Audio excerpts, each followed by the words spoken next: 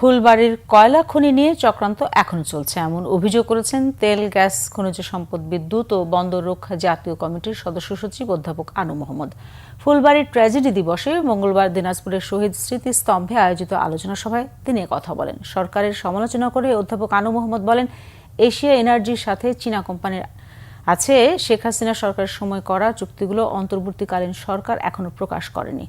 অভিযোগ করেন, জনগণের আপত্তি উপেক্ষা করে চট্টগ্রাম বন্দরও বিদেশি কোম্পানির হাতে তুলে দিতে চায় সরকার। এর আগে সকাল 11টায় তেল, গ্যাস, খনিজ সম্পদ, বিদ্যুৎ ও বন্দর রক্ষা জাতীয় কমিটির ফুলবাড়ি শাখার উদ্যোগে শোক র্যালি ও শহীদ বেদিতে শ্রদ্ধা নিবেদন করা হয়।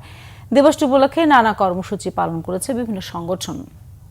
মহাপরিকল্পনার অধীনে কয়লা ভিত্তিক বিদ্যুৎ কেন্দ্র, এলএনজি, পারমাণবিক শেখ হাসিনা শুরু করেছিল, এই সরকার সেগুলোই অব্যাহত রাখছে।